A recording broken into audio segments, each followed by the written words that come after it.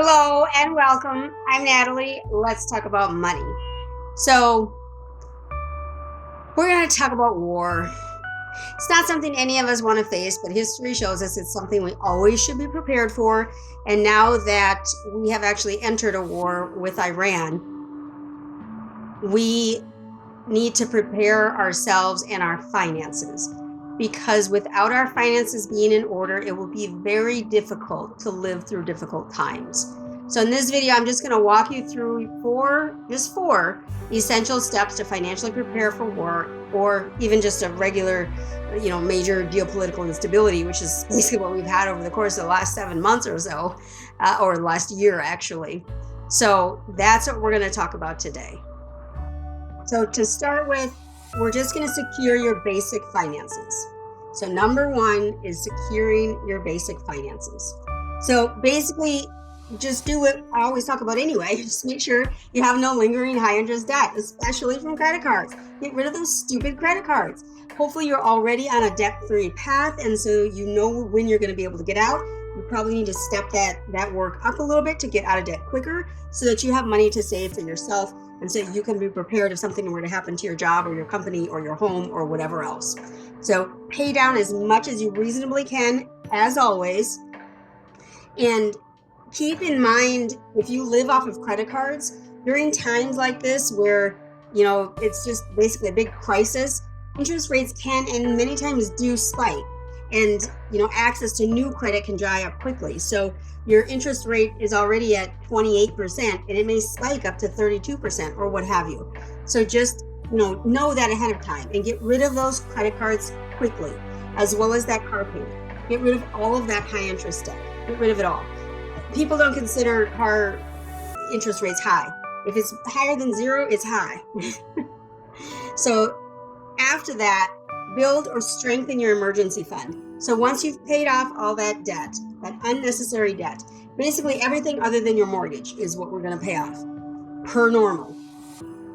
Build or strengthen your emergency fund. So you want to aim for 6 to 12 months on a regular basis. Regular day-to-day, you want to have 6 to 12 months saved up. In a crisis that we're entering into right now, we maybe need to shorten that up so that we can get that money collected quickly. So maybe 3 months is good enough, maybe 4, 5, 6 months is good enough. You want to make sure that you have an emergency fund ready for you in case you need it. And so this is supposed to cover your basic needs. So your rent, your food, your utilities, your healthcare. Like if you're on medicines, like I pay a lot in medicines, I need that money just in case something were to happen and I were to lose my job or my company closed or whatever. All right.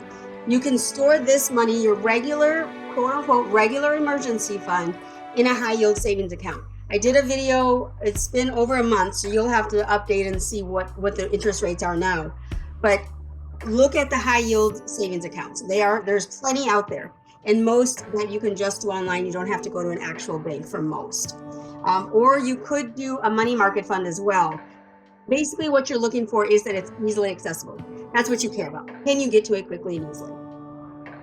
In a volatile environment like we have right now, markets can swing violently. And we've seen this already this year. We saw when the market went up, when I think it was after Trump was inaugurated, the market jumped.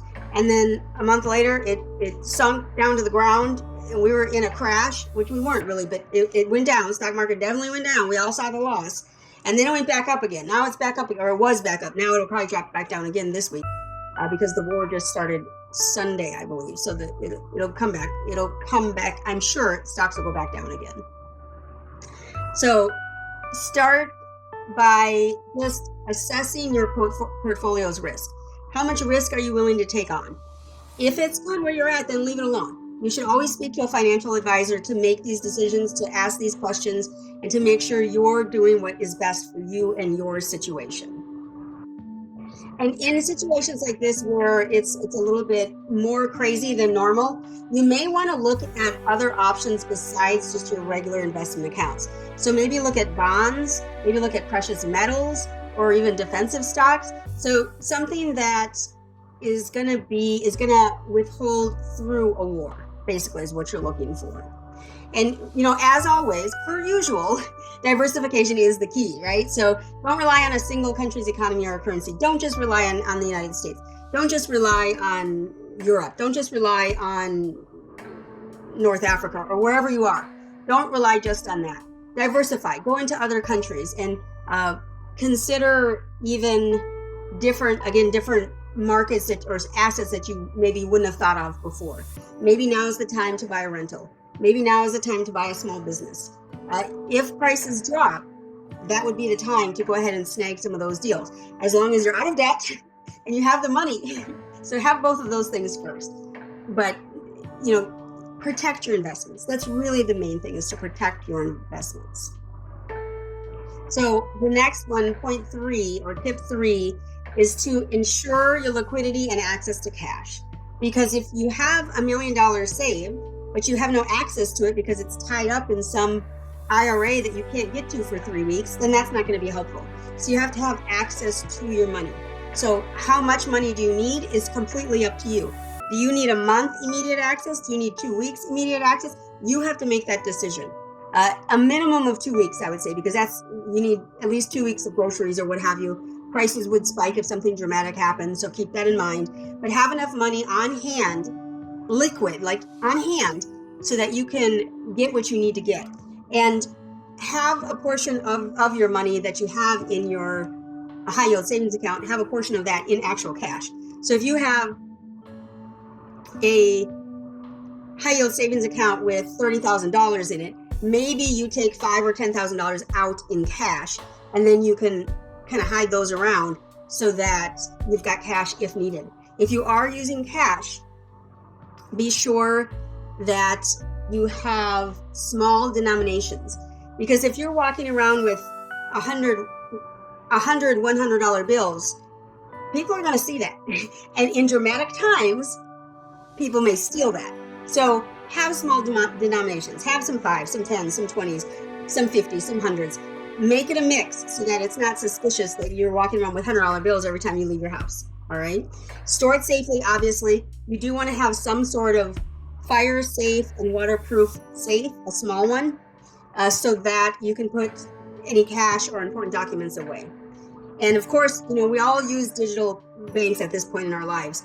And so you'll still most likely have access to that. Now, I did watch a story yesterday, I believe it was, where they were interviewing a gentleman whose family lives in Iran. Now, I don't know if his family means 2 people or 22 people. I have no idea. But he said they have no access to the internet right now because of and so keep that in mind. Keep a little bit of cash on hand, because maybe the banks are going to not work, right? That happened when COVID, they stopped giving cash or something, or they stopped taking cash at a lot of locations, or there's craziness that happens. And so just be prepared for the craziness.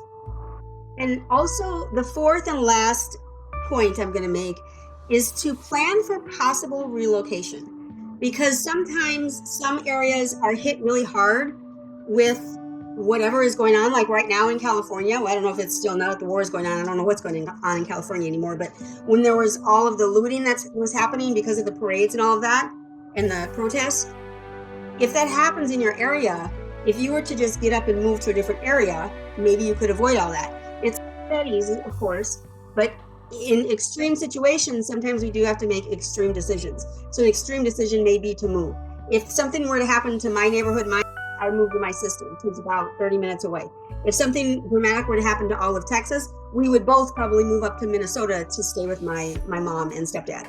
And so have those kind of plans in the background, in your head. Maybe talk with your siblings or parents if you have them, and see if there's some kind of open dialogue you can have about sharing space if needed in an emergency. All right. And also be sure to, if you're thinking about relocating, be sure you have all of the important documents you would need if you would have to actually move and buy a new house or whatever. So that would be like your social security card, your birth certificate, your passport, cash, maybe the deed to your home. Think of the bigger things that you need in order to prove what you own or prove that you can buy a new home. Kinds of things. Have those important documents ready to go. And just make a plan. Know where you go. You don't have to move tomorrow or anything, But in a dramatic situation, you may have to move quickly. And so have that plan ready for you.